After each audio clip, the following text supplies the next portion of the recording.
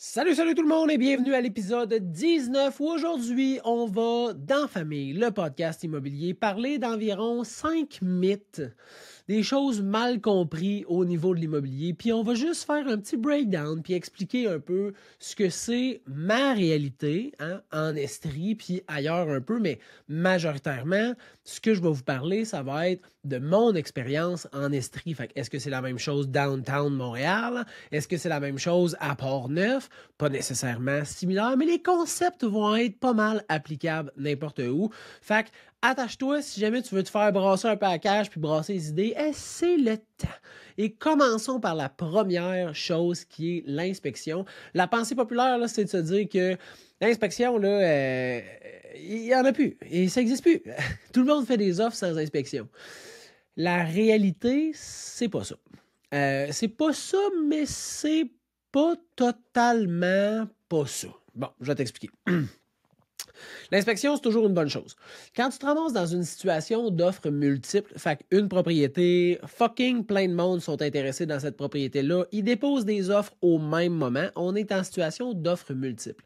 Chaque condition à l'intérieur du dépôt d'une offre d'achat en situation d'offres multiples peut améliorer ou détériorer la qualité de ton offre. Fait que si tu payes cash puis que tu es capable de montrer que tu as l'argent pour acquérir la propriété pendant que tu déposes ton offre, tu comprends bien que cette condition-là se réalise d'elle-même. Fait que c'est pas une condition. Si tu mets pas d'inspection, ben c'est pas une condition.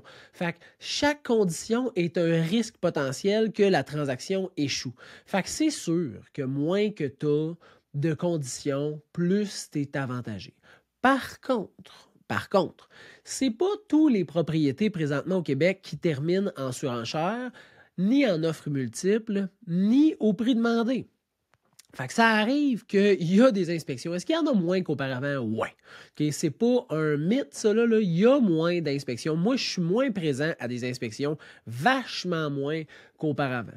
Par contre, c'est pas vrai qu'un offre d'achat qui a une inspection va être automatiquement refusée. Par contre, étant donné qu'il y a un risque relié à cette condition-là, si tu es propriétaire et tu reçois une offre aux conditions égales, les deux préautorisés, là, les deux au même prix, mais tu en as une qui est 10 000 de moins, mais qui n'est pas d'inspection, puis une 10 000 de plus avec inspection, ça se peut que pour 10 000 tu fasses « Gars, moi, je ne veux pas me faire chier. On y va avec celle, pas d'inspection. Ça va enlever un pourcentage de chance que la transaction s'annule ou qui renégocie ou peu importe. Fait que c'est sûr que c'est quelque chose qui est avantageux. Par contre, je vous le dis, là, en tant qu'acheteur, si vous n'avez pas une inspection qui date de très peu de temps, c'est sécuritaire de faire inspecter une propriété. Puis pas dans le but de négocier, là. Juste dans l'optique que tu es avec l'inspecteur, tu fais le tour, tu connais tous les bobos de la propriété. Ça ne veut pas dire que tu ne vas pas acheter, ça ne veut pas dire que tu vas renégocier, ça veut juste dire que tu es au courant de ce que tu achètes. Hein? Moi, j'ai fait inspecter mon dernier chalet locatif, l'avant-dernier chalet locatif que j'ai acheté, puis il y avait des choses qui étaient sorties durant l'inspection. Mais c'était pas grave, tu sais. C'est un bâtiment, je veux dire, moi, j'ai 33 ans, là, je suis pas neuf, là, tu sais. J'ai un genou qui fait un petit peu mal, j'ai le cou qui craque, et voilà, je me jette pas aux poubelles pour autant, là, tu sais, là. Fait qu'une maison, c'est la même affaire. C'est juste que là, en le faisant inspecter, au moins, t'es là avec l'inspecteur, puis t'as l'heure juste. Fait que, est-ce que toutes les offres qui sont acceptées sont sans inspection? Non. Est-ce qu'il y en a vachement moins qu'il y en avait en 2019, 2018, 2017, puis tout avant? Définitivement. C'est plate, mais c'est ça. Deuxième mythe, pensée populaire. Comment je vais pouvoir formuler ça? On dirait que les gens pensent que c'est un encan quand on tombe en offre multiple.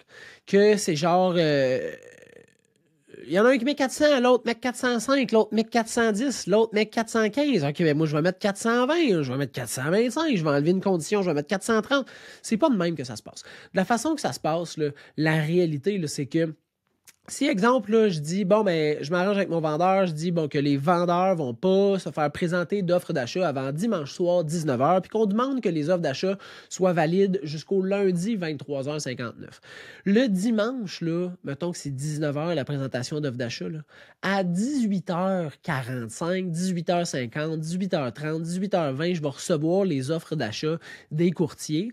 Je vais pas les présenter aux vendeurs. Moi, je vais faire une fiche Excel, c'est ma façon de travailler. Je vais faire un fichier Excel s'il y a plusieurs offres, puis je vais mettre toutes les conditions à l'intérieur de ce fichier Excel-là, avec le nom, exemple, des acheteurs ou des courtiers qui vont présenter l'offre d'achat. Je vais avoir le document Excel. À 19h, chaque courtier va présenter leur offre d'achat directement au propriétaire. Moi, je fais ça majoritairement au téléphone. Fait que j'appelle mes clients. Après ça, j'appelle le courtier numéro 1. Il présente son offre d'achat. Le courtier numéro 2, il présente son offre d'achat. Le courtier numéro 3, il présente son offre d'achat.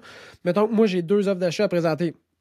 Je présente mes 2 offres d'achat et par la suite, j'envoie le fichier Excel à mon client pour qu'il puisse, avec moi, là, regarder les offres d'achat. On vient de les entendre, mais là, on est capable de les voir, de les analyser, de les comparer. C'est comme ça que ça se passe. Fait qu'on ne soit pas une offre le lundi, puis là, mettons le mercredi, puis le jeudi, moi, je rédige une offre. Je sais clairement c'est quoi le montant de l'offre du mercredi. Fait que si je dis à mon client, mais plus que ça. Là, le vendredi, il y a une autre offre qui est déposée, puis là, on sait c'est quoi le prix, fait qu'on met plus. Ça n'a pas rapport. C'est comme une game de poker, tu sais. Chacun joue avec sa main, puis chacun joue avec les probabilités qu'il croit avoir pour gagner. Puis, comparativement au poker, tu décides un peu des cartes que tu as versus ce que tu veux payer. Tu sais. C'est la petite différence avec le poker. Sinon, ça serait vraiment trop facile de gagner au poker en mettant juste crissement plus d'argent. Mais c'est comme ça que ça se passe. Fait que on n'a pas là, les montants d'avance, c'est pas un encan. Puis là, je sais, moi, j'ai pas fouillé parce que je m'en contre-sac comment ça marche dans les autres provinces pour l'instant. Mais je sais qu'il y a des commentaires sur mes vidéos de genre ah, en Ontario, maintenant, c'est plus de même, les offres sont ouvertes. Personnellement, ça n'a pas rapport. Je ne juge pas le principe d'autres provinces, là, mais moi, si moi, je veux acheter une maison avec un client puis que je sais déjà le prix des offres puis que c'est un style eBay, là, genre un encan, là, genre moi, je bête 200 000, là, quelqu'un bête 205, que je bête 207, quelqu'un qui bête 208, que je bête 210. Asti, ça ne fait pas de sens. Je veux dire, fait que ça veut dire que la personne qui a le plus d'argent peut acquérir toutes les propriétés. Toutes! Ça n'a pas rapport avec sa valorisation, puis non, ça a rapport avec moi, je la veux, je m'en crisse, je vais mettre plus, je vais mettre plus, je vais mettre plus, je vais mettre plus, puis à la fin de l'encan, ben je l'ai, là, tu sais, là. C'est pas comme ça que ça fonctionne, et heureusement que c'est pas comme ça que ça fonctionne. Puis là, il y a des gens qui vont dire « Ouais, mais des fois, on paye la maison crissement trop cher. » Ce qui est le fun, c'est que tu le sauras jamais, premièrement, de combien trop cher tu as payé. Puis... à l'inverse, si tu savais c'est quoi les autres offres, ça serait difficile avec un budget limité des fois de t'avantager dans le dépôt d'une offre d'achat. Fait que je pense que le système fonctionne super bien présentement. Faut que les acteurs, les professionnels qui sont dans le système soient très déontologiques. Puis ça, je suis d'accord avec vous. Puis c'est de mettre le sort de cette équitabilité-là dans les mains d'humains qui n'est pas voué à la réussite toujours, mais je pense que dans la société, si on ne se base pas un peu sur la confiance d'autrui puis la confiance de nous-mêmes, on n'ira pas loin. Fait que ça, c'est le principe d'offres multiples. Un autre pensée populaire, mythe, réflexion sociale sur l'immobilier, que le prix, ça gagne tout. Fait que tu fais une offre d'achat au-dessus du prix des autres offres d'achat, c'est sûr que tu l'as faux. Et je vais te parler de 2 situations, mais c'est la même situation dans le fond. T'sais. J'étais dans une transaction où on était 7. On était 7 à présenter une offre d'achat. Mes clients, puis là... demandez-moi pas comment j'ai su un peu les informations, mais je les ai sues. On était plusieurs offres d'achat de déposer sur la même maison et mes clients avaient l'offre la plus basse. En termes de montant, c'était l'offre la plus basse. Par contre, sur les 6 autres offres d'achat, les 6 avaient une condition de vente de maison et ou une condition d'inspection. Ça veut dire que la maison, même s'il accepte une offre, on va dire à 500, je sais pas, moins 45 000, c'est affiché à 479, peu importe. Là. Il accepte une offre vraiment élevée. La maison n'est pas nécessairement vendue parce qu'elle est conditionnelle à la vente de l'autre maison. Puis là, c'est qui sait combien de temps ça va prendre de vendre cette maison-là? Ça va-tu se vendre cette maison-là? Ça va se vendre à quel prix? Finalement, ils vont-tu avoir l'argent potentiel pour acheter la maison sur laquelle ils ont fait une offre? Tu comprends-tu tous les doutes que ça peut mettre dans la transaction? Là? Fait que, sur toutes ces offres d'achat-là, mes clients étaient la seule à avoir une préqualification récente, à offrir un prix un petit peu au-dessus du prix demandé, puis à ne pas avoir de conditions de vente de maison. c'était quoi les sacrements de chance que sur un grand nombre d'offres, il y en ait juste une qui n'ait pas de conditions de vente de maison. Et devine quoi? Malgré la forte différence en prix offert, mes clients ont eu une offre d'achat acceptée. Ben ouais. Fait que c'est pas toujours le prix. C'est un bel équilibre entre les attentes des propriétaires, la sécurité de la transaction, puis les probabilités d'échec. Fait que, tu sais, si le propriétaire il s'attendait à avoir un montant, c'est à peu près ce qu'il voulait, mais que l'offre est certaine de passer, ben, sacrément, tu sais, pourquoi vivre le stress de prendre une offre d'achat qui est potentiellement vouée à l'échec, ou peut-être pas, mais la probabilité est là, pour quelques milliers de dollars de plus, quand de toute façon, on atteint pas mal tes attentes. Fait que c'est pas toujours le prix qui gagne par-dessus tout le reste, c'est un ensemble de conditions. Quatrième mythe, pensée populaire, réflexion sociale erronée, c'est que c'est fini les surenchères. Ben non, asti, c'est pas fini les surenchères. Puis si tu me dis, ouais, ça n'a jamais existé les surenchères, c'est pas vrai non plus. Ça l'a toujours existé les surenchères. Est-ce que c'était moins présent? Oh oui. Oh que oui. Puis si on regarde les statistiques, là, on se dit, ouais, le prix demandé, le prix vendu versus le prix demandé, tu sais, c'est comme 98 99 100 97 selon les municipalités. Fait que, il y a place à négociation. Fait que ça peut pas être tout en surenchère, puis tout en 9 multiples, puis ben non. Pas toutes, mais la majorité des propriétés qui sont bien mises sur le marché puis qui ont une forte demande, là, ça va aller en surenchère, puis ça va aller en offre multiple, puis ça va jouer du coude dans les conditions parce que malgré qu'il y a plus de propriétés sur le marché, que le délai de vente est un petit peu plus long, que les prix de vente médians selon certains secteurs sont en diminution, on est quand même dans un marché qui va vraiment vite puis qui va vraiment bien.